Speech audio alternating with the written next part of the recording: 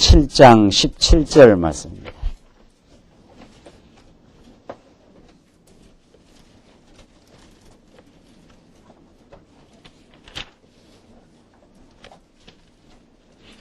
우리 하나님 말씀 신약성경 사도행전 7장 17절 말씀입니다. 이 차이신 줄 알고 봉독 드리겠습니다.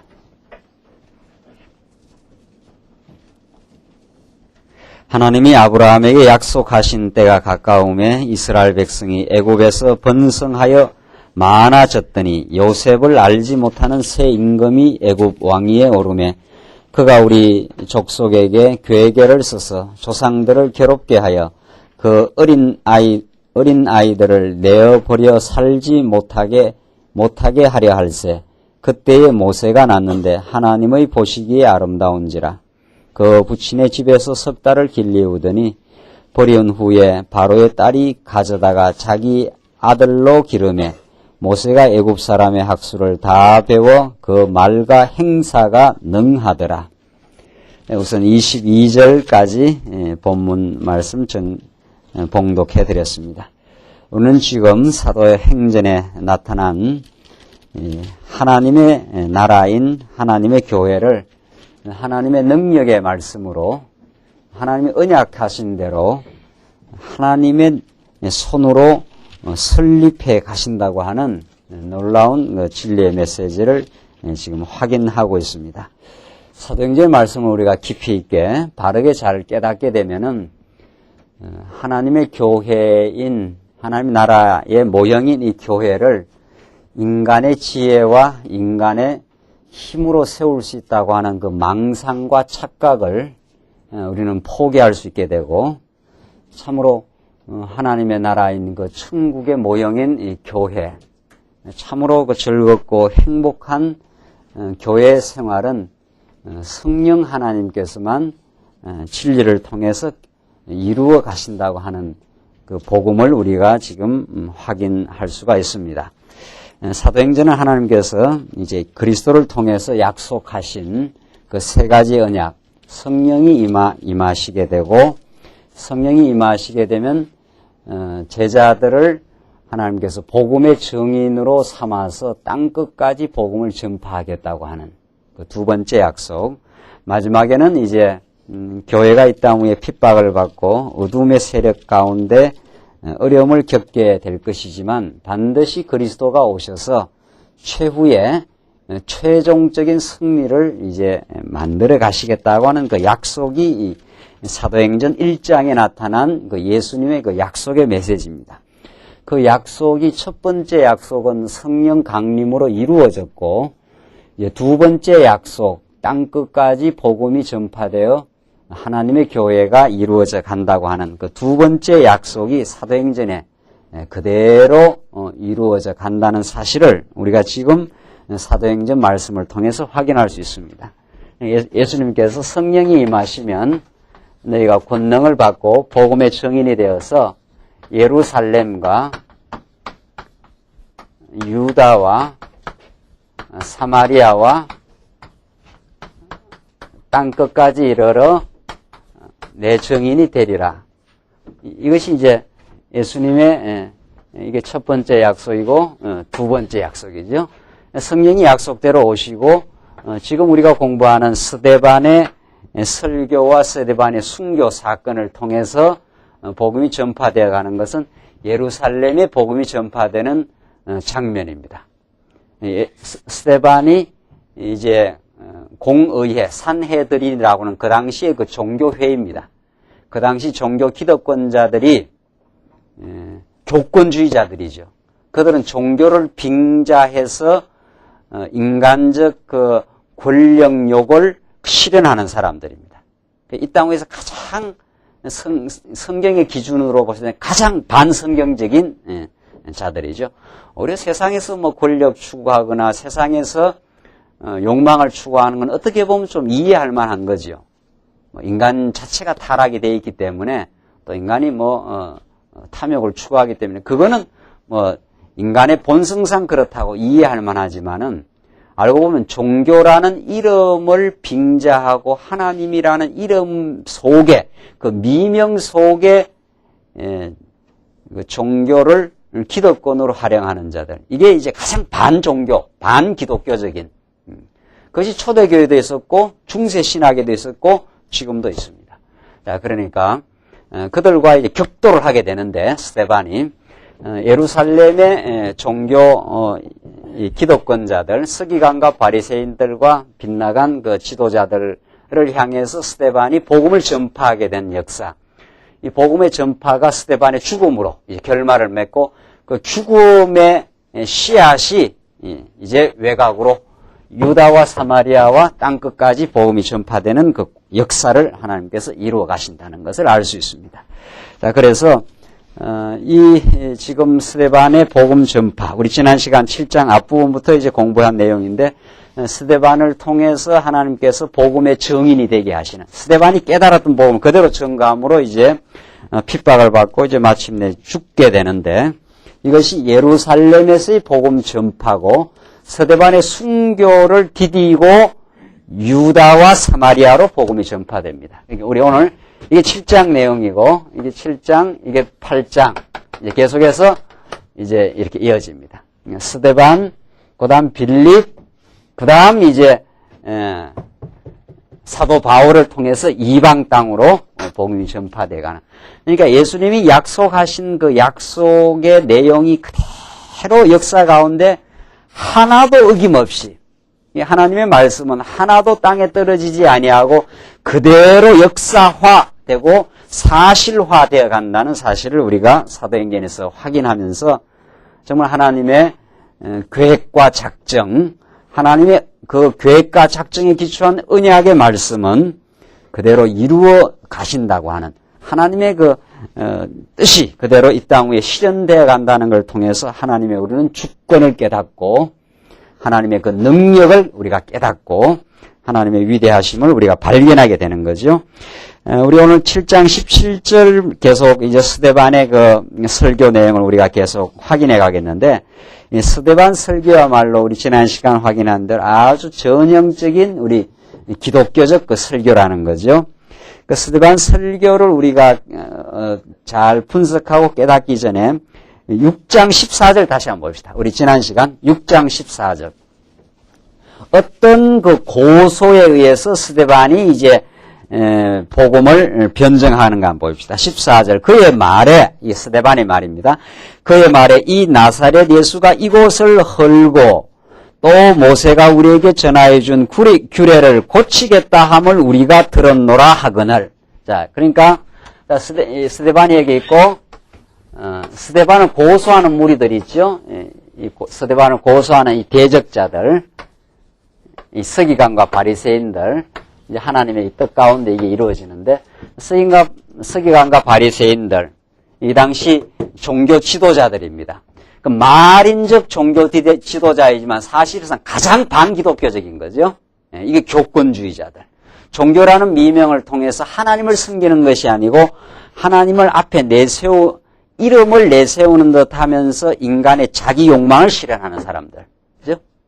이게 초대교회에 있었고, 지금도 있고, 아주 현저하게 중세 때 있었는 거죠. 로만 가톨릭을 통해서. 교황은 철두철미하게 하나님의 이름을 빌어서 이 땅 위에 권력을 쥐고 마음대로 행사했던 자들이죠. 그러니까 왕도 세웠다, 패했다, 마음대로 했지 않았어요? 중세 때. 초대교회도 이래요. 이 대적자들이 뭐를 지금 지키고자 하는가 하면은, 우리가 지금 구약 성전과 모세가 전하여 준 규례, 이 율법이에요. 그것들을 자기들의 마치 전유물로 그렇게 생각을 하는 거죠. 이 당시 헤롯 성전이 있었어요. 그러니까 에스라가 돌아와서 지었던 성전보다도 더 그것을 사치스럽고 아주 찬란하게 지어놓은 그 헤롯 성전이에요. 그게 40여 년 동안 지은 거예요. 그렇게 예수님이 그 헤롯 성전을 뭐라 그랬습니까? 저거 어떻게 하라? 다 헐어버려라. 인간이 지어놓은 이 헤롯 성전, 저거 다 헐어버리라. 그러면은 내가 3일 만에 어떻게 해요? 내가 다시 짓겠다 그러지 않았어요? 이게 예수님이 헤롯 성전을 보면서 하신 말씀이. 그러니까 이 헤롯 성전, 이 성전을 인간이 지어놓고, 그러니까 우리가 지금 공부하는 바에 따르면은 구약의 솔로몬이 지은 성전, 솔로몬 성전은 이 솔로몬이 지은 어떤 건물 성전, 그게 중요한 게 아니죠. 그거는 그림자요 모형이라는 거죠. 솔로몬이 지었던 이 솔로몬 성전은 장차 오실 누구를 가르쳐주는, 예수 그리스도를 가르쳐주는, 예수님이 십자가에 죽으시고 부활하실 것을 가르쳐주는 그림자인 거죠. 그림자라는 것은 이렇게 빛이 비치면 이렇게 그림자가 있지 않아요? 그림자가. 이 그림자를 먼저 보여주는 것은 그림자에 진짜가 있다는 걸 보여주는 거죠. 그림자가 중요한 것이 아니고 뭐가 중요하다는 거예요? 그 진짜, 실체. 그게 중요하다는 거죠. 그러니까 솔로몬이 지었던 그 화려하고 찬란한 성전은 그것 자체가 중요한 게 아니고 그건 구약시대 때 하나님께서 보여준 그림자 사건이니까 진짜로 중요한 건 무엇인가 하면 예수님이 십자가에 죽었다가 부활하심으로 참 성전이 되신 것, 그 신령한 성전이 되어서 우리들에게 하나님, 우리의 모든 죄를 사하시고 우리를 영생의 길로, 영원한 생명의 길로 인도해 가신다는 그 신령한 진리를 우리에게 가르쳐 주는 거죠. 그래서 우리는 그리스도에게 붙은 바 된 성전이 된 거죠. 이 건물이 성전이 아니라 여러분과 저가 성전이에요. 그렇죠? 머리 대신 그리스도에 우리가 붙어서 그 생명을 누리고 평화를 누리고 하나님의 진리 안에서 참된 자유를 누리는 삶. 그게 영적 예배예요. 그 신령한 예배. 자, 그러니까 그게 중요한데 이 대적자들은 솔로몬 성전이 한번 붕괴되고 에스라 시대 때 다시 지어지고 헤롯 당시에 다시 지어져요. 이게. 이 모든 것들은 전부 다 하나님이 다 붕괴시킨 것은 예수님의 참 성전을 보여주는 임시적이고 일시적인 거라는 거죠. 그런데 헤롯 왕이 이 당대 40몇 년을 거쳐가지고 엄청나게 더 찬란하게 지어놨어요. 이 에스라 성전보다 더 찬란하게. 그리고 그 성전, 인간이 지어놓은 그 건물 안에서 이제 모든 권력을 쥐고 있는 거예요. 종교 권력을 쥐고 있는 거죠. 이게 바리새인들이에요. 이게.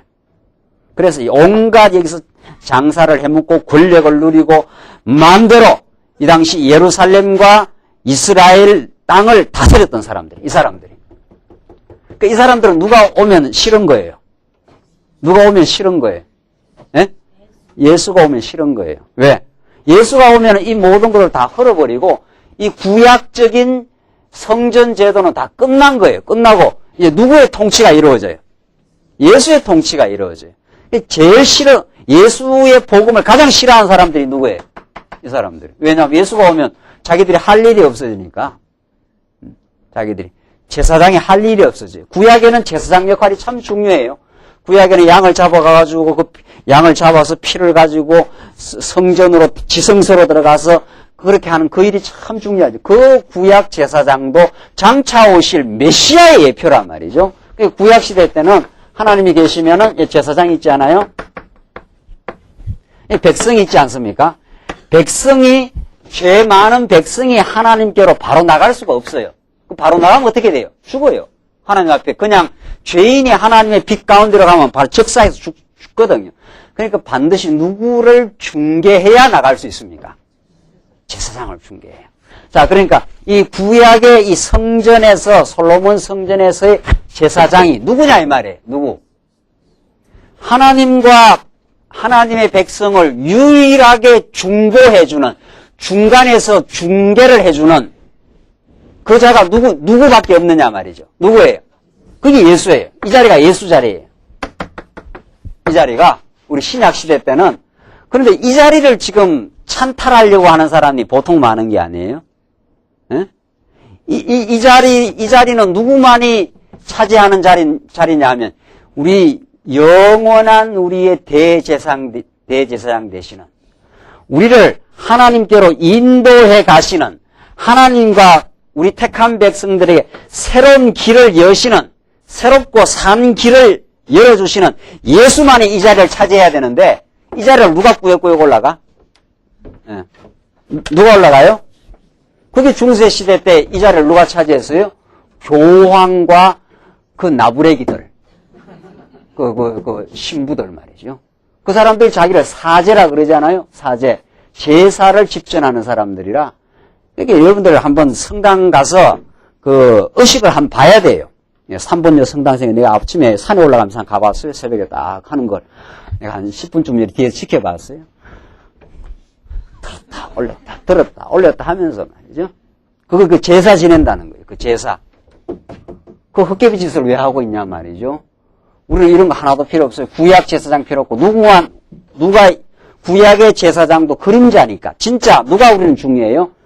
예수가 우리의 제사장이 되어서 여러분과 저를 하나님 앞으로 지금 인도해 가시고 있어요. 지금. 그렇죠? 예수가. 이게 다 끝난 거예요. 구약의 제사장들은 다 끝난 거예요. 그러니까 이 예수님 당대의 이 헤롯 성전 안에서 이 제사장들은 누가 오면 제일 싫은 거예요? 예수가 오면 싫은 거예요. 예수가 오면 자기들이 누릴 권력을 못 누리잖아요. 얼마나 권력의 단맛이 좋은데 말이죠. 그러니까 예수와 그 예수를 따르는 자들을 가장 핍박한 사람들이 이 사람들이에요. 그렇죠? 그렇게 돼 있죠. 그러니까 14절 보세요. 그의 말에 이 나사렛 예수가 이곳을 어떻게 해요? 헐고 자기들은 그걸 딱 지키고 있는 기득권을 유지하고 있는데 예수님이 그걸 어떻게 해버리겠다고요? 다 헐어버리고 내가 3일 만에 다시 짓겠다 그러니까 이들 봐라 이거. 이래서 자기들이 서 있는 자리를 헐고 들어오기 때문에 그래서 예수를 죽이고 예수 믿는 사람들을 예수를 따르는 제자들을 이제 죽이려고 하는 거죠. 헐고 또 모세가 우리에게 전하여 준 규례를 고치겠다 함을 우리가 들었노라. 스데반이 이런 잘못된 내용을 주장하기 때문에 고소를 해갖고 지금 정인을 세워서 죽이려고 하는 거죠. 그래서 스데반이 지금 너희들이 지금 오해했다. 너희들이 지금 착각했다라고 스데반이 구약 역사 전체를 들어가지고 스데반의 설교의 핵심은 아브라함으로부터 시작해가지고 솔로몬까지 아브라함으로부터 시작된 하나님의 언약 백성을 부르심으로부터 시작해서 언약 백성을 생육 번성케 하고 땅을 정복해서 다윗 왕 시대 때 큰 나라를 이루고 솔로몬 때 성전을 이룬 것까지 이게 스데반 설교의 내용이에요. 그래서 솔로몬 마지막 성전 짓는 내용까지를 스데반이 아브라함 때로부터 3대 언약의 성취 사건을 거쳐가지고 솔로몬 성전까지를 가르쳐주고 이것이 예수다라고 이렇게 전 거예요. 너희들이 지금 성전 안에서 이 성전이 구약 성전이 무엇을 가르치는 줄을 모르고 너희가 예수를 죽였다라고 지금 스데반이 그렇게 설교를 하는 거거든요. 이 스데반의 구약 언약 성취의 역사를 근거로 한 메시아 증거는 아주 전형적인 설교예요. 우리가 누구 설교를 따라야 되겠어요? 예? 우리 성경신학적 설교학 책을 하나 써야 되지 않겠어요? 그래서 누구 설교? 스데반의 이 역사적 구약 역사를 근거로 한 이 설교. 이 설교가 참 설교죠, 진짜. 우리가 지금 지향하는 설교 아니에요. 이 복음 전거 아니냐 말이죠. 한번 보십시다. 17절. 하나님이 아브라함에게 약속하신 때가 가까움에 이스라엘 백성이 애굽에서 번성하여 많아졌더니 요셉을 알지 못하는 새 임금이 애굽 왕위에 오르매 그가 우리 족속에게 궤계를 써서 조상들을 괴롭게 하여 그 어린 아이들을 내어버려 살지 못하게 하려 할세. 그때 모세가 났는데 하나님의 보시기에 아름다운지라. 자, 보십시오. 이미 우리는 앞에서 아브라함 사건을 읽었지 않았어요? 자, 그러니까 지금 하나님이 영광의 하나님이 아브라함을 불러내어서 하나님이 그 백성을 인도하신 하나님이 그 다음에 그 백성들을 어디다가 애굽에다가 하나님께서 요셉 시대 때 넣어서 400년 종살이 하게 하셨다가 모세를 통해서 건져내가지고 광야를 거쳐가지고 다윗 왕 시대 때 하나님이 아브라함에게 약속한 나라를 이루어줬다. 지금 이 설교를 지금 계속 해가는 거예요. 우리 지난주 7장 1절부터는 아브라함 우리가 공부했지 않았어요? 다 잊어버렸습니까? 네, 7장 1절. 아브라함을 부르사. 보십시오. 7장 2절 보십시오. 스데반이 가로되 여러분 부형들이여 들어서서 우리 조상 뭐라고 했습니까? 아브라함이 하란에 있기 전 메소포타미아에 있을 때 영광의 하나님이 그에게 보여 가라사대 내 고향과 친척을 떠나 내가 내게 보일 땅으로 가라 하시니 딱 지금 스데반이 뭐를 붙들었어요? 아브라함 사건을 붙들어서 하나님이 아브라함을 붙들어 가지고 그 영광을 보여서 내가 지시할 땅으로 가라 이렇게 아브라함에게 하셨다는 거죠. 그렇게 해서 하나님께서 계속 인도해 가시다가 애굽을 거쳐서 이제 누구를 하나님이 탄생시키고 모세를 거쳐서 모세 인도를 따라서 광야를 거쳐서 어디로 들어가고 가나안 땅으로 들어가고 거기에서 하나님께서 다윗 왕을 통해서 나라를 세우고 솔로몬을 통해서 뭐를 만들고 성전을 만들고 이 성전이 누구를 가리키고 예수를 가리키고 이렇게 되는 거죠. 착착착착 그렇게 진행되는 거죠. 설교 쉬워요, 어려워요? 예? 이 설교는 참 이 설교, 복음 증거는 그냥 구약 역사를 계속 따라가면서 하나님이 이루어 가시고 구약의 모든 역사가 누구를 가리키고 예수를 가리키고 이게 진리예요. 이게 언약 성취를 통해서 메시아를 증거하는 구약의 모든 사건이 하나님이 메시아를 지금 약속하고 있다는 내용이죠. 그래서 하나님은 약속대로 메시아를 보내주신 전능자, 언약대로 이루시는 여호와 하나님이시다. 지금 그 말이거든요. 그게 지금 스데반 설교.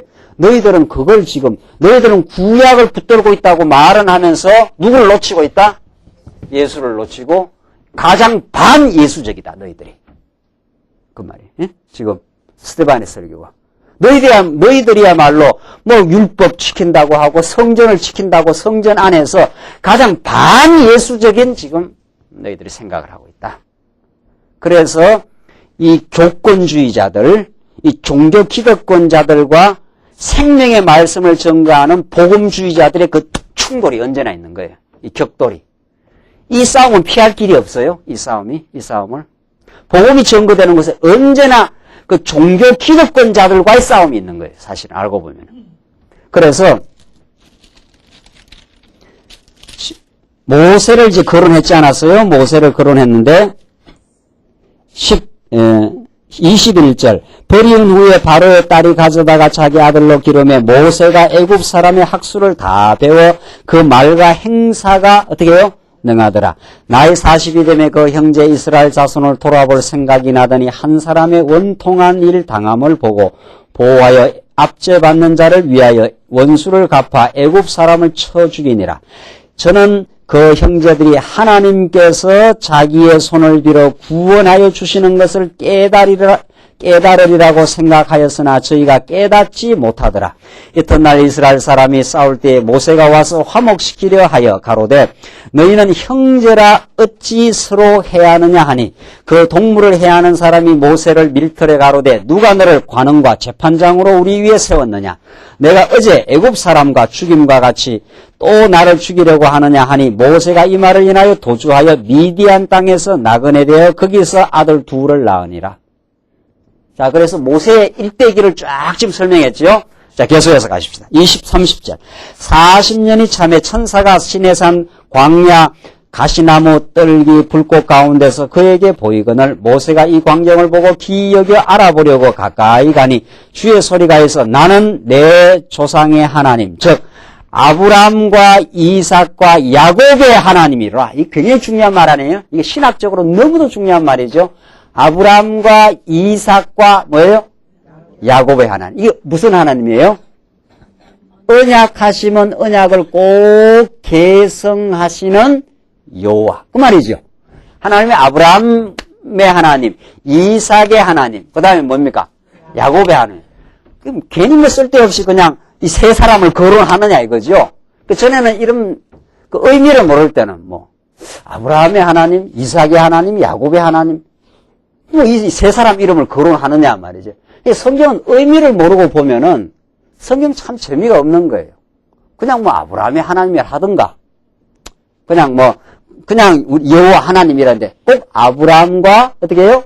이삭 그리고 야곱의 하나님. 굉장히 중요한 말이에요. 우리 지금 창세기 배우고 있지 않아요? 창세기에서 아브라함, 이삭, 야곱 요 세 사람에게 언약이 이루어진, 계승된 것은 오고 오는 세대의 언약이 계승되어 갈 것에 대한 아주 전형을 보여줘요. 그렇죠? 아브라함이 이삭을 낳는 게 쉬워요, 어려워요? 어려운 게 아니고 불가능하지 않아요. 뭐 경수가 끊어졌는데 아이를 낳을 수 있나요? 경수가 끊어진 상태에서 아이를 낳게 하시는 하나님의 전능하심, 그 언약의 신실하심, 이게 아브라함과 이삭으로 계승되는 역사예요. 그러니까 아브라함과 이삭과 야곱의 하나님, 아브라함의 하나님, 이삭의 하나님, 야곱의 하나님, 이 말은 요게 안 끊어지고 이삭에게, 요게 안 끊어지고 야곱에게 갔다는 것은, 그러니까 우리 창세기에서 아브라함, 이삭, 야곱의 역사를 배우면서 어디까지를 봐야 돼요? 예? 어디까지? 저 끝까지 봐야죠. 장차 예수님이 오시고 다시 오실 그 언약 계승의 역사를 요 세 사람이 그렇게 보여주는 거예요. 이게 아브라함의 그 유명한 3대예요. 예? 아브라함, 이삭, 야곱으로 하나님이 신실하게 역사가 계승된다는 건 그게 구약 역사 전체를 통해서, 그리고 예수님 이후 예수님 다시 오실 때까지의 그 역사를 보여주는 사건이에요. 그러니까 이게 굉장한 말이에요. 그렇죠? 야, 하나님은 아브라함이 한번 약속하시니까 반드시 그 언약을 이삭에게 이루어 주시는 분입니다. 이삭에게 이루어진 하나님이 야곱을 통해서 12아들을 이루어줘서 이제 자손이 번창할 그 준비를 하나님께서 만들어 가시는 거구나. 그게 살아계신 하나님이에요. 이게 살아계신 하나님. 이게 얼마나 중요한 말씀인가 아시겠죠? 그래서 32절, 나는 내 조상 하나님 즉 아브라함과 이삭과 야곱의 하나님이로라. 그 말이 그런 뜻을 함축하고 있어요. 하신데 모세가 무서워 감히 알아보지 못하더라. 주께서 가라사대 내 발에 신을 벗으라. 내 섰는 곳은 거룩한 땅이니라. 내 백성이 애굽에서 괴로움 받음을 내가 정령히 보고 그 탄식하는 소리를 듣고 저희를 구원하려고 내려왔노니 시방 내가 너를 애굽으로 보내리라 하시니라. 저희 말이 누가 너를 관원과 재판장으로 세웠느냐 하며 거절하던 그 모세를 하나님은 가시나무 뜰기 가운데서 보이던 천사의 손을 의탁하여 관원과 속량하는 자로 보내셨으니 이 사람이 백성을 인도하여 나오게 하고 애굽과 홍해와 광야에서 40년간 기사와 표적을 행하였느니라. 나오지 않아요? 그러니까 지금 스데반의 설교가 어디부터 시작돼요? 아브라함부터 시작해서 하나님께서 지금 누구를 지금 거론하고 있습니까? 모세를 강에서 건져내가지고 모세를 통해서 광야를 거쳐서 지금 하나님 이스라엘 백성의 인도자로 그렇게 해서 지금 애굽 홍해 광야에서 40년간 모세를 통해서 지금 인도해냈지 않았느냐. 지금 그 역사를 지금 계속 서술해요. 그리고 우리 끝까지 읽어야 되죠. 이 역사를. 37절. 이스라엘 자손을 대하여 하나님이 너희 형제 가운데서 나와 같은 선지자를 세우리라 하던 자가 곧 이 모세라. 시내산에서 말하던 그 천사와 및 우리 조상들과 함께 광야 교회에 있었고, 이 광야 교회가 나오네요. 네. 그러니까 모세가 40년 광야에서 이스라엘 백성들을 인도했거든요. 예. 그 성막을 중심으로 해서 그 대열을 갖춰서 쭉 계속 인도를 했어요. 그걸 스데반은 이 신약의 스데반은 이 광야에서 이스라엘 백성들의 인도된 사건을 광야 뭐라 그랬어요? 교회라 그런 거죠. 구약에도 교회가 있었어요, 없었어요? 네, 구약에도 교회가 있은 거예요. 구약적 교회가 있었어요. 우리 신약에는 신약적인 이런 이제 신령한 교회가 있는 거죠. 자, 그래서 그 유명한 광야교회가 나와요. 우리 광야교회 유명하지 않아요? 구약에 이렇게 하나님께서 광야교회가 있었다는 거죠. 또 생명의 도를 받아 우리에게 주던 자가 이 사람이라. 39절 우리 조상들이 모세에게 복종치 아니하고자 하여 거절하며 그 마음이 도리어 애굽으로 향하여 아론들어 이르되 우리를 인도할 신들을 우리를 위하여 만들라. 애굽 땅에서 우리를 인도하던 이 모세는 어떻게 되었는지 알지 못하노라 하고, 이게 이스라엘 백성들의 어리석음 아닙니까? 금송아지 지금 만드는 때입니다. 41절 그때 저희가 송아지를 만들어 그 우상 앞에 제사하며 자기 손으로 만든 것을 기뻐하더니, 이 우상을 섬긴 거 아니에요? 42절 하나님이 돌이키사 저희를 그 하늘의 군대 섬기는 일에 버려두셨으니 이는 선지자의 책에 기록된 바 이스라엘의 집이여 40년을 광야에서 너희가 희생과 제물을 내게 드린 일이 있었느냐 몰록의 장막과 신 레판의 별을 받들었으며 이것은 너희가 절하고자 하여 너희 만든 형상이로다. 너희들이 만들어서 우상을 섬겼다 이 말이죠. 내가 너희를 바벨론 밖으로 옮기리라 함과 같으니라. 이게 하나님께서 막 광야 인도하면서 이스라엘 백성이 우상 섬기고 반역하고 할 때 하나님께서 많이 그 사랑의 진노를 했지 않았어요? 그걸 지금 서술하는 거예요. 44절 보십시다. 광야에서 우리 조상들에게 정거의 장막이 있었으니 이게 뭡니까? 정거의 장막? 성막이죠. 예. 광야 시대 때는 그러니까 솔로몬 때는 뭡니까? 성전이고 이건 아주 웅장하고 막 그냥 백향목으로 그냥 멋있게 지은 이 성전이 있었고, 이 광야 시대 때는 그런 게 아니고, 광야 시대는 쫙 움직이니까, 뭘로 만들었어요? 천막으로 만든 거예요. 그렇죠? 언제나 쫙 걷어가지고, 개나리 보찜처럼, 등산 갈 때 딱 천막 싸가지고, 해가지고 또 움직여 가야 되니까. 그렇죠? 이게 광야계, 이건 성막이고, 성막이 이전에는, 야곱이 쌓았던 돌제단 같은 게 있어요. 돌제단. 이게 점점 이게 더 예수께로 가까울수록 점점 뚜렷한 형체를 보여요. 성막이 솔로몬 당시에는 뭐로 바뀝니까? 이게 정말 아주 웅장한 성전으로 바뀌어요. 이것이 장차 예수 그리스도의 부활에 신령한 성전으로 이루어져요. 자, 우리가 구약을 이렇게 읽거든요. 야곱이 돌제단에서 하나님을 섬길 때도 있었고, 그게 조금 더 발전하면은 어떻게 해요? 성막을 통해서 광야 시대 때는 하나님께 제사를 드리고, 그 다음에 솔로몬 때는 아주 웅장하고 찬란하게 지어가지고 거기서 하나님을 섬겼다가, 이 모든 것들이 어디에서 이루어져요? 예수 그리스도 안에서 부활의 성전을. 여러분과 제가 지금 부활의 성전 속에 들어와 있어요. 부활의 성전 속에. 그러니까 여러분과 저의 눈이 그 신령하게 이제 바뀌는 거 아니에요? 진리를 깨달으면. 그렇죠? 그러니까 이제는 우리 장로님을 보거나 우리 성도님들을 보면 그 사람으로 보이는 게 아니에요. 그러니까 그냥 단순한 인간, 육체의 사람이 아니라 신령한 그리스도의 뭘로 보이는 거예요? 지체로 보이고 신령한 그리스도의 성전을 지어가는 뭘로? 제목으로 보이고. 이렇게 해서 우리가 지금 성전이 된 거거든요. 이걸 지금 스데반은 설명해 가는 거예요. 광야 때는 정거의 장막이 있었지 않았느냐? 솔로몬 때는 성전이 있었지 않았느냐? 이제 예수 그리스도가 왔지 않느냐? 지금 그걸 지금 스데반의 설교예요. 스데반 설교가 어렵습니까? 쉽습니까? 네? 우리 장모님하고 집사님이 어제 우리 여기 와서 이제 교회 이게 지금 공사하고 그랬거든요. 공사하고 하면서 식사를 하면서 우리 로고스 신학원에 그 졸업 논문을 쓰면은 그 졸업이 되는 거고, 졸업 논문을 안 쓰고 공부만 하면 뭔가 아십니까? 그 수료예요, 수료. 여러분 졸업과 수료의 차이를 아십니까? 예. 예.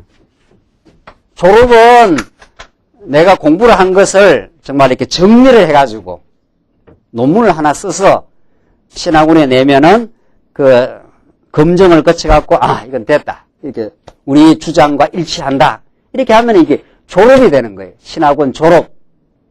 그런데 논문을 안 쓰고 그냥 공부만 했다. 나는 신학원에서 공부하고 비디오로 인터넷으로 또 우리 교회에서 신학원 공부만 하면은 뭐가 되는 거예요? 수료가 되는 거예요. 좀 뉘앙스가 다르지 않아요? 예. 이왕이면 뭘 하는 게 좋아요? 예, 졸업하는 게 좋죠. 이왕이면. 그러나 하나님께서 그것도 허락해야 되지, 영 글 쓰는, 그게 안 주어지면 할 수 없는 거지만, 어제 우리 장로님, 집사님들이, 한번 이제 도전을 해보겠다는 거예요. 근데 할 수 있는 거예요, 알고 보면은. 글 쓰고 이렇게 구조를 잡는 거야 또 제가 조금 도와드릴 수도 있는 거지만은, 왜냐하면 이게 지금 스데반이 사도도 아니에요, 스데반이. 이 스데반이 뭐예요? 집사예요. 7 집사 중에 한 사람이에요. 지금 여러분과 제가 지금 깨닫는 성경이 이렇게 일관성이 있고 쭉 흐름이 있어요. 이걸 왜 왜 못하겠느냐 이게 아니라 이게 하나님께서 하게 하시면 할 수 있는 거예요. 그렇죠? 구약의 역사를 쭉 들어가지고 구약에 지금 정거 장막이 있었지 않았느냐, 광야 시대 때는 성막이 있었지 않느냐, 솔로몬 당시에는 성전이 있었지 않았느냐, 이런데 이제 예수 그리스도 안에서 부활의 성전이 이루어지지 않았느냐. 우리 성도님들 이걸 서로 스데반만 또 못하게, 스데반보다 우리는 막 성경 전체를 통해서 지금 깨달아가는데, 이걸 잘 이렇게 정리해서 한번 글을 써서 신학원에 제출하면은 신학원 수료가 아니고 뭐예요? 이렇게 졸업하면 얼마나 우리 교회의 기쁨이 되고 참 우리가 참 되겠네. 이게 우리 말씀 운동이 추구하는 바예요. 뭐 목사만 뭐 성경 연구하는 게 아니죠. 물론 하나님께서 목사에게는 연구하고 가르칠 은사를 줘서 보다 좀 전문적이고 집중적으로 할 수 있겠지만은 우리 장로님들이나 우리 권사님들이나 지사님들이 잘 연구를 하셔가지고 그래 한번 쫙 이렇게 정리하는 거. 이 스테반이 그걸 한번 해볼 수 있는 거죠. 저는 우리 광야교에서 많이 참 그렇게 연구해서 잘 정리해서 그게 나오기를 바라는데 스테반이 그렇게 지금 하지 않아요? 44절 보십시다. 광야에서 우리 조상들에게 정거의 장막이 있었으니 이것은 모세에게 말씀하신 이가 명하사 저가 본 그 식대로 만들게 하신 것이라. 이게 성막이에요.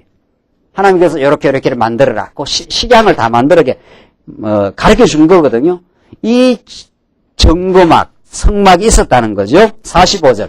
우리 조상들이 그것을 받아 하나님이 저희 앞에서 쫓아내신 이방인의 땅을 점령할 때에, 자, 이게 이제 가나안 땅입니다. 예. 이게 가나안 땅을 점령하는 거죠. 원래는 이방인이 살고 있었지 않았어요? 가나안 7족속들이. 점령할 때 여호수아와 함께 가지고 들어가서 다윗 때까지 이르니라. 다윗이 하나님 앞에서 은혜를 받아 야곱의 집을 위하여 하나님의 처소를 준비케 하여 달라 하더니 솔로몬이 그를 위하여 집을 지었느니라. 나오죠? 자, 이제 여기까지 왔어요. 이게 아브라함을 거쳐 다윗 시대 천년의 역사를 스데반이 막 단숨에 설교를 해버린 거 아니에요. 그렇죠? 이 구약의 천년의 역사거든요. 이게 2000년 전이고 다윗이 1000년 전이니까 천년의 역사를 쫙 거론해가지고 하나님이 아브라함을 불러서 나라를 모세를 거쳐갖고 이렇게 다윗 시대 때 나라를 이루어줬는데 광야 시대 때는 성막을 하나님께서 짓게 하셨다가 다윗이 성전을 짓고 싶어 했지만은 다윗에게 허락합니까 안 합니까? 허락하지 않아요. 누구한테? 솔로몬. 그 아들 솔로몬을 통해서 성전을 짓게 하는데 여기 나오죠? 솔로몬이 그를 위하여 집을 지었느니라. 이 집이 뭡니까? 이게 솔로몬 성전이에요. 그 찬란한 성전. 우리 열왕기 상하 공부했지 않았어요?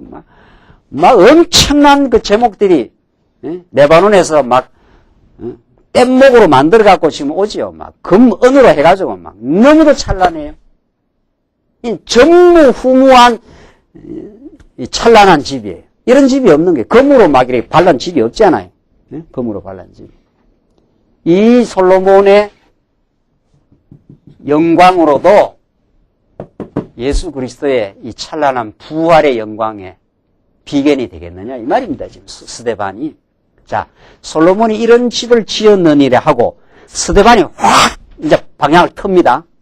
이게 이제 중요해요. 그 48절에 뭐가 나옵니까? 그러나에다가 막 줄을 쳐요. 네. 그러나 이렇게 나오잖아요. 그러나 이게 이제 쫙 지금 스데반이 구약 아브라함을 거쳐 모세를 거쳐 다윗을 거쳐 솔로몬까지 왔어요. 그러고 나서 그러나 이렇게 돼 있지 않았어요? 이게 스데반이 구약 역사를 쫙 거치고 오다가 신학적인 주제로 방향을 확 트는 거예요, 지금. 이게 중요한 거예요.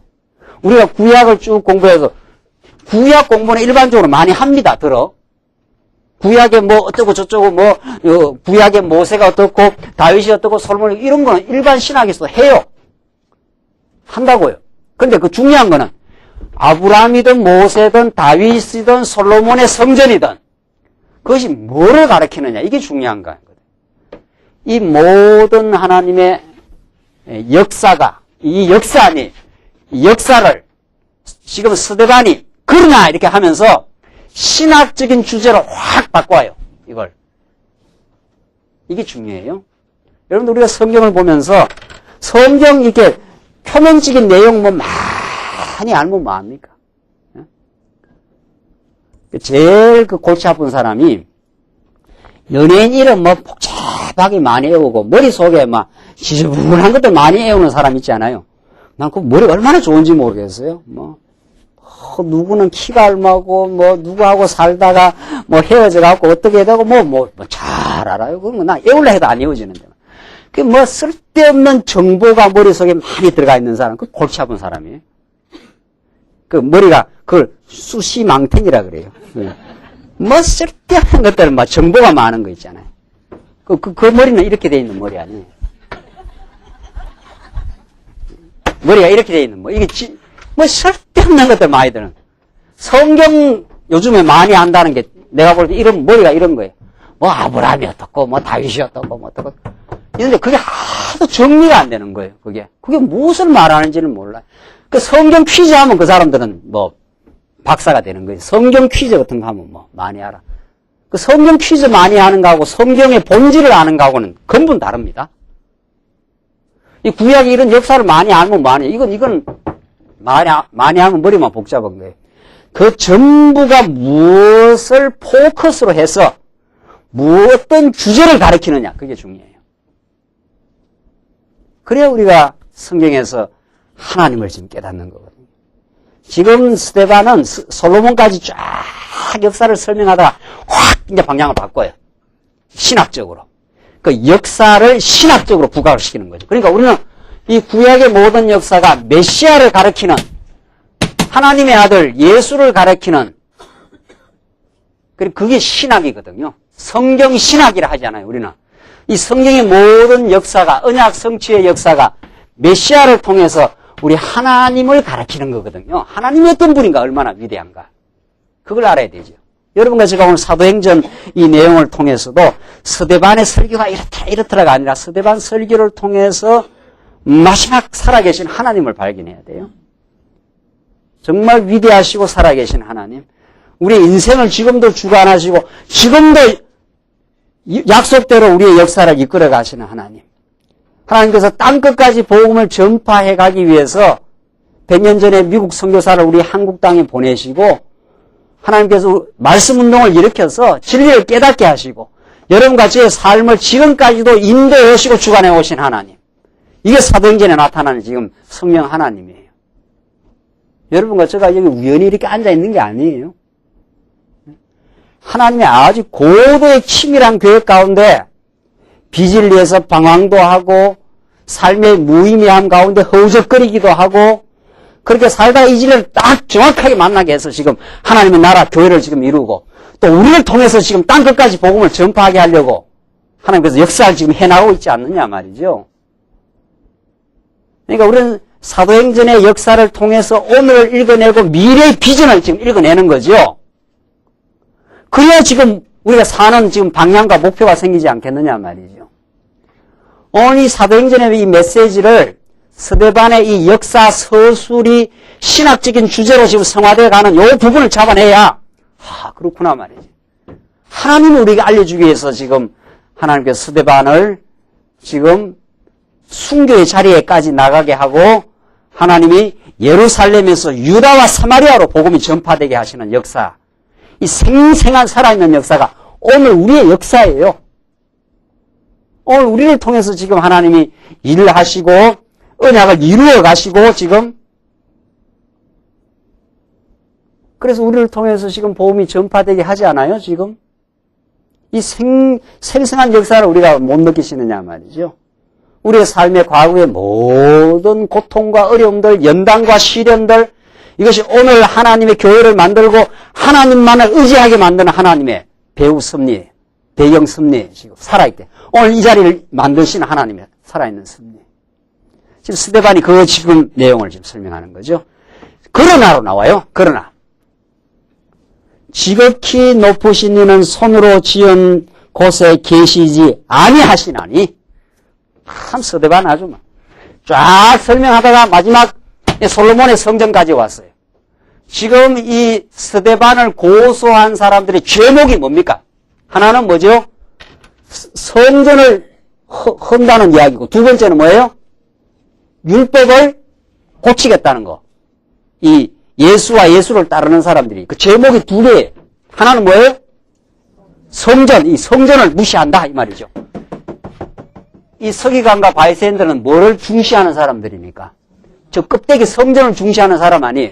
두 번째, 껍데기 성전에서 율법을 자기들이 지킨다고 어떻게 하는 사람들이에요? 착각하는 사람들이죠. 그래서 지금 스데반은 고소하는 거 아니에요. 그 스데반이 그걸 지금 반박해야 하는 거 아닙니까? 너들이 지금 착각했단 말이지. 너들이 몰라도 지금 한참 모르고 있다. 그 말을 지금 하고 있는 거지요. 그래서 스데반이 뭐를 지금 증거해야 되겠어요? 뭐를? 스데반이 지금 부각시키는 거는 물론 아브라함을 이제 시작했지만 모세를 부각시켜야 되고 모세 율법이 나오니까 누구를 또 부각시켜야 되겠어요? 솔로몬의 성전을 부각시켜야 되지 않겠어요? 그러니까 스데반이 보통 지혜로운 게 아니죠. 구약을 완전히 횡 뚫고 있는 거죠. 구약을 완전히 관통하고 있는 데다가 저쪽에서 고소하는 제목에 대해서 정확하게 지금 반박을 해나가는 거죠. 그 포인트가 율법과 뭐예요? 성전이에요. 그렇죠? 논문에 이렇게 쓰는 거예요. 그렇죠? 논문에, 우리 장로님들, 집사님들 내가 논문 쓰면 제가 촥촥 이제 같이 이제 할 거 아니에요? 논문은 그렇게 써요.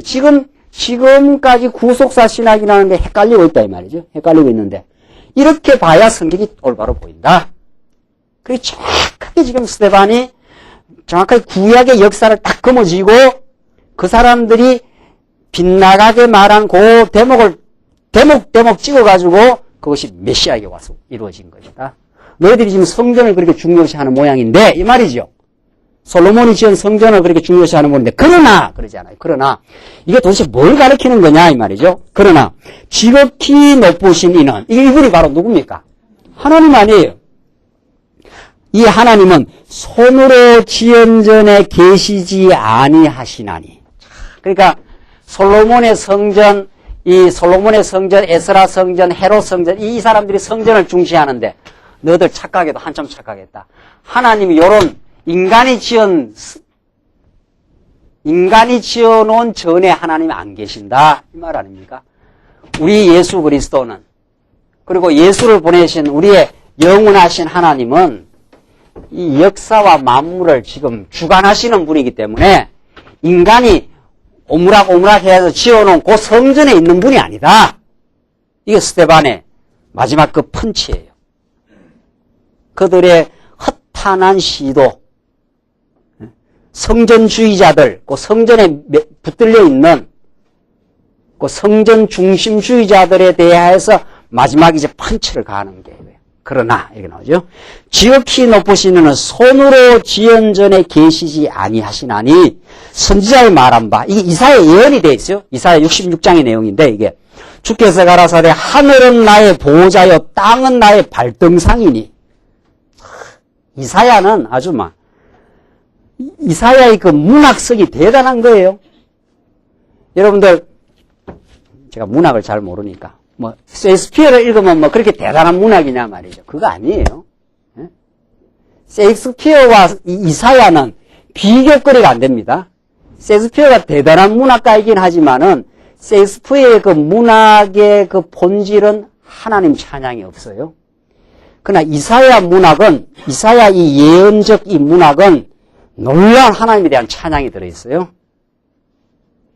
우리는 셰익스피어를 전공해서 공부했던 저 사람이 고상하고 문학적이고 이러잖아요. 예? 그런데 우리는 이사야를 읽으면서 그 깊이를 모르면 되겠어요? 이사야는 대단한 문학이에요. 정말. 이사야 내용을 한번 보십시오. 하늘은 나의 보좌여 땅은 나의 발등상이니. 이 스케일을 보십시오. 이사야가 지금 하나님에 대한 설명이 나가는데 이 문학적인 스케일을 보란 말이죠. 하늘이 나의 보좌, 하나님은 하늘을 딱 보좌로 삼고 땅을 뭘로 삼아요? 발등상으로 발을 이렇게 딱 이렇게 디디고 있는 이 땅이 이 지구 전체가 그러니까 하나님 새끼 발가락이 들어가겠냐 이 말이지. 너가 지어놓은 요 조그마한 요 성전에다가 하나님은 이 온 우주를 지금 그늘이고 좌정하시고 계시는 분이다 이 말이죠. 이사야. 대단한 거죠. 스데반의 이 신학적 상상력 말이죠.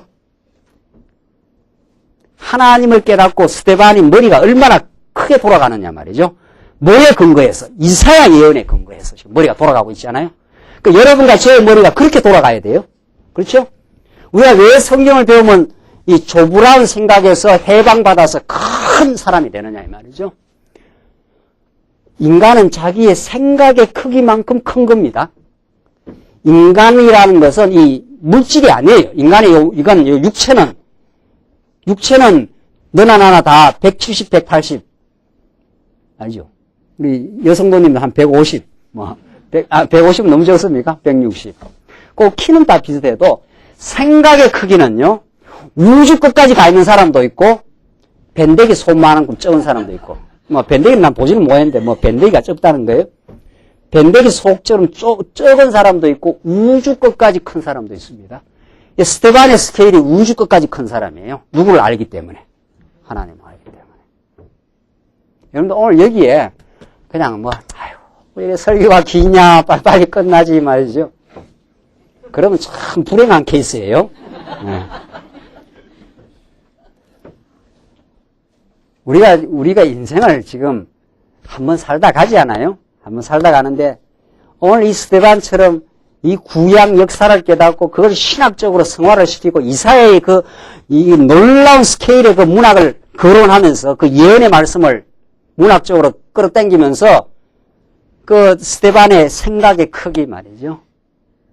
그걸 우리가 공감을 하고 깨닫고 살아야, 그때라야 우리가 인생을 사는 거 아니겠어요? 역사를 이해하고 말이죠. 우리 인생을 이해하고 더 나아가서 하나님을 알고 그래야 이게 사는 겁니다. 그래야 이게 같이 사는 거예요. 그러나 하나님 모르고 그냥 코앞에 있는 현실에서 말이지. 이렇게 해야 되느냐, 저렇게 해야 되느냐. 이렇게 하면 잘 살고, 이렇게 하면 못 살고. 그거 아니에요. 그것도 하고 살지만은 그 속에 역사하시는 하나님을 우리가 발견해야 되죠. 지금 우리 이사야의 예언을 끌어당기면서 지금 스데반이 마지막 결론으로 가고 싶습니다. 하늘은 나의 보좌여 땅은 나의 발등상이니 너희가 나를 위하여 무슨 집을 짓겠으며 나의 안식할 처소가 어디냐. 이 모든 것이 다 내 손으로 지은 것이 아니냐 함과 같으니라. 하나님이 하시는 말씀이에요. 이사야를 통해서 주시는 말씀이에요. 너희가 나를 위하여 무슨 집을 짓겠으며, 그 이사야는 이미 내다봤어요. 이사야 여기 산 사람인데, 이사야는 구약 성전이 끝나겠구나. 이사야는 뭐를 내다보는 사람이에요? 과거를 되도록해 볼 뿐만 아니라 무슨 비전을 가진 사람이에요? 미래의 비전을 가진 사람이에요. 비전이란 말이 그렇게 중요한 말이에요. 비전, 하나님을 바라본 사람인데, 비전은. 그러니까 이사야는 이 시대에 살면서 이 솔로몬 성전 무너지는구나. 이거 무너졌다가 에스라 시대에 다시 세워지긴 하지만 그건 결국 무너지는구나. 장차 누가 와서 짓는 성전, 예수가 와서 짓는 성전이라야 그게 영원하구나. 이걸 이사야가 내다본 사람이죠. 이 이사야의 예언의 비전을 따라서 우리도 지금 바라보고 있는 거죠. 우리는 하나님이 지금 지으시는 거룩한 성전이 장차 어디에서? 예수님이 장차 오셔서 영원히 지어요. 영원히. 그게 영원한 천국이에요. 이게 예수 믿는 사람이에요. 그러니까 예수를 믿는다는 것은 과거를 되돌아보는 역사의 전망이 있고 현실을 하나님의 뜻으로 받아들이고 뭘 바라봐요? 미래를 바라봐요. 미래의 거룩한 하나님의 비전을 내다보는 사람이에요. 그게 지금 스데반의 메시지예요. 그러니까 이 사람들아 이 말이죠. 너희들이 나를 지금 율법과 성전을 위한 죄목을 가지고 나를 지금 고발하고 있는데 너희들이 지금 착각했다. 구약의 모든 성전과 구약의 모세의 성막과 솔로몬의 성전은 하나님이 지으시는 하나님의 부활의 성전을 가리키고 너희들이 인간이 지어놓고 거기다가 하나님을 가두어가지고 옹기작 하고 있는 너희들의 그 처량한 신세예요. 이 말이죠. 하나님은 너희들이 지어놓은 요런 인간이 지어놓은 그런 전에 계시지 않는다. 하나님은 하늘을 보좌로 삼고 땅을, 이 우주 전체를 뭐로 삼아요? 발등상으로 발을 하나 딱 올려놓으면 지구가 전부 딱 하나님 발이 올라가는 거예요. 하나님은 우주적인 분이시고 광대하신 분이시다. 이 말이죠, 지금. 너희들 그걸 지금 모르고 있다. 그런 하나님을 우리에게 지금 전달해 주고 있죠. 결론 지읍시다. 목이 곱고 마음과 귀에 할례를 받지 못한 사람들아, 너희가 항상 성령을 거스려 너희 조상과 같이 너희도 하는도다. 너희 조상들은 선지자 중에 누구를 핍받지 아니하였느냐?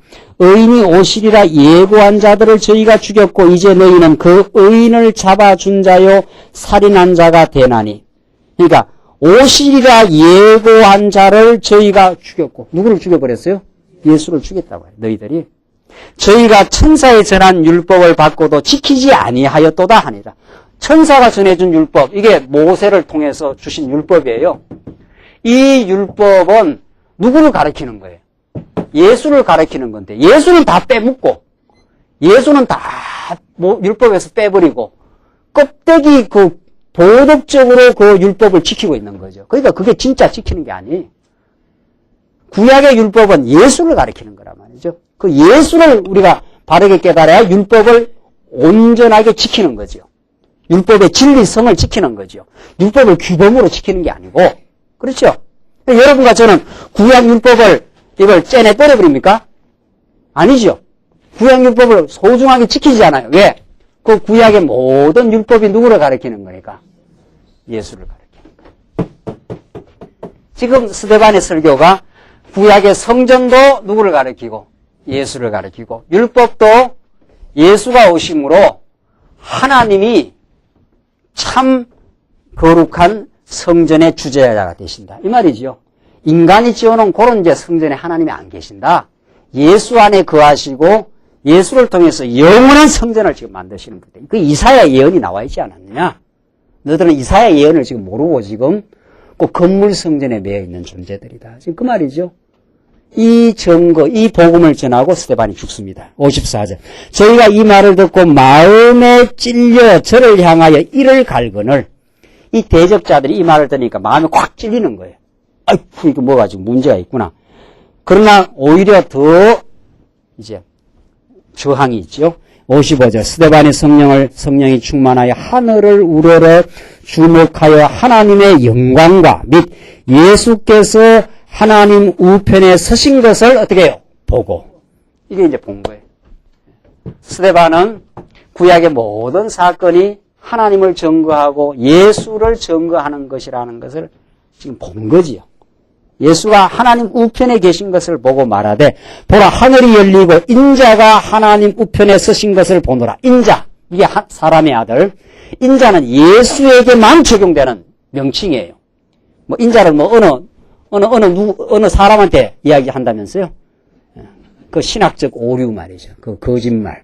그 인자는 심판자, 하늘로 내려부터는 유일한 예수에게만 적용되는 호칭이에요. 성경에서 인자는. 어디 감히 예수의 자리에 기올라가 확 끌어내가 버려야지요. 어디 여기가 예수님 인자는 예수만 인자예요. 예수만. 아무도 인자가 될 수 없어요. 인자가 하늘의 보좌에서 심판하러 오신 심판주예요. 심판주. 이 전부 그 진리를 비꼬아갖고 말이에요. 뒤틀어가지고 사람한테 적용을 시켜가지고 모든 영혼들을 억압하고 말이죠. 인자가 하나님 우편에 서신 것을 보노라 한데 저희가 큰 소리를 지르며 귀를 막고 일심으로 그에게 달려들어 성 밖에 내치고 돌로 칠세 정인들이 옷을 벗어 사울이라 하는 청년의 발 앞에 두니라. 자, 진리를 증거한 자는 오히려 비진리의 세력에 의해서 돌로 침을 당하고 죽게 되지요. 이게 복음 전파의 역사예요. 놀라운 역사죠.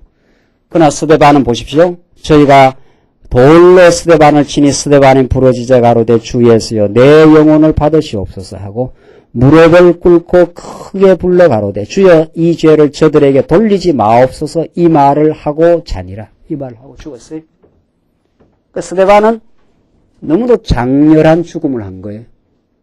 스데반의 죽음이야말로 너무도 복되고 영광스러운 죽음이에요. 왜? 예수를 증거하다가 핍박받았으니까. 그가 복이 있도다. 이미 예수님이 마태복음에서 예수의 이름으로 핍박을 받고 죽는 자가 최고의 복이 있는 자예요. 하나님께서 이 스데반의 복음 전파와 스데반의 이 핍박과 죽음의 역사를 통해 하나님께서는 계속해서 일을 하십니다. 이게 하나님이 이 시대의 초대교회의 복음 전파의 역사이자 오늘날 2000년 교회사에서 거듭거듭 계속되는 하나님의 역사예요.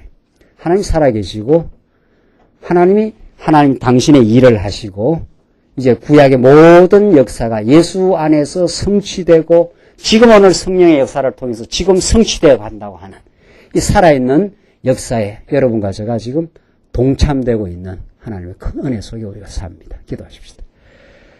우리 자비하신 하나님 아버지, 오늘 스데반의 장렬한 복음 전파와 죽음을 통해서 하나님께서 초대교회 예루살렘으로부터 유다와 사마리아로 복음이 전파되게 하시는 하나님의 기이하고 놀라운 섭리를 확인했습니다. 하나님 우리를 사랑하셔서 이 놀라운 복음 진리의 역사를 통해서 예수를 증거하는 이 진리를 저희들 목도하고 발견하며 살게 하심을 감사합니다. 하나님 오늘도 우리를 진리 안에서 연단하시고 비진리와 어두움의 도전 속에 살지만 우리가 반드시 복음 안에서 승리해 갈 것을 이 말씀 통해서 깨닫고 감사합니다. 우리를 하나님 사용하시고 진리의 역사가 이 땅의 땅끝까지 전파되게 하나님께서 인도해 가시옵소서. 예수님 이름으로 기도하옵나이다. 아멘.